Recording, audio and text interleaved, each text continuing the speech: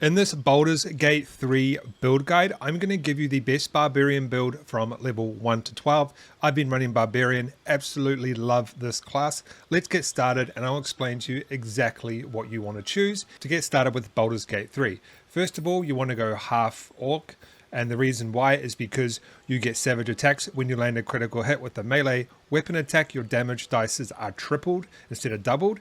If you reach 0 hit points, you regain 1 hit point instead of becoming down. And then you can see in the dark up to 12 meters. And then you also can move up to 9 meters per turn. You obviously want to choose Barbarian and you want to choose the soldier background. You get +5 athletics. You can also go with the criminal, which has worked well for me as well. I actually do run this on my Barbarian right now. However, this is what my friend has been running and he said this works really well. So I am going to be changing to this. And then we have abilities. You want to put most of it into strength, dex, and constitution. You can just copy what I have here. Either way, you want to do a 17, 14, 16 stack on these ones. And then you can just put 10 into any one of these. It can be intelligence, wisdom, or charisma. It doesn't really matter, but I put it into charisma. You can see the strength. We have +5 saving throws. We have +2 saving throws. And then we have constitution +5 saving throws. And I put 2 extra points into strength and 1 extra point into constitution. Level 2 is a super basic one. We essentially get more health, and then we get danger sense. You sense when things aren't as they should be, and then we also get reckless attack. Until your next turn, you have advantage on attack rolls, but enemies also have advantage against you. Now, level 4 is another easy one. We now have our first feat, and the feat that I always usually go with is tough. So your hit point maximum increases by 2 for every single level gained. So for every single level you have, you get an extra 2 hit points or an extra 2 health, if that's what you want to essentially call it. Now this is really good, especially on your melee builds, and you can choose feats in other levels as well, so you can choose some of these ones later on, but this is the one that I go for level 4. Now we have level 5 where we get extra attack. You make an additional free attack after making an unarmed or weapon attack. If you gain the extra attack feature from more than one class, they don't add together. We also get movement speed increased by 3 meters while not wearing heavy armor. So that is that one. We now have level 6, and what we get now is you can now rage more times per long rest again.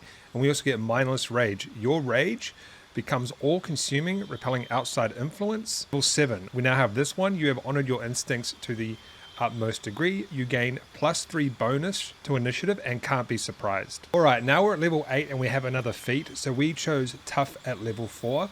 There is 2 that I would essentially try and go for here. Obviously you can only pick one, but you decide what one is the best for you. Great Weapon Master. When you land a critical hit or kill a target with a melee weapon attack, you can make another melee weapon attack as a bonus action that turn. This is probably better than the next one that I'm going to show you, but you can decide what one you want to pick.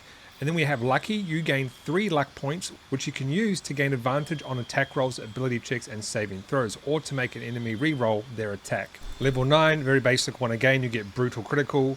Level 11, we get Relentless Rage. Once per short rest, if you drop to a 0 hit point while in rage, you gain 1 hit point instead of being down. Now level 12, you have another feat, and there's so many options you can do. You can do ability improvement, and you can go and put more stats into your stuff here. I would go and throw as much as I could into strength if I was going to do this one. You could also do lucky if you like instead, or you could go ahead and do some armor proficiencies if you like. Weapon Master is also good, and you can go and put a point into one of these. I would recommend strength, but if you want a super safe bet, I would either do ability improvement and put it into strength, or I would do lucky. Okay, if you wanted just a safe bet, one of those 2, or you can go ahead and do some sort of armor one as well, but lucky and ability improvement are a safe bet. Alright guys, that is a Baldur's Gate 3 Barbarian build guide. I'll see you in the next video.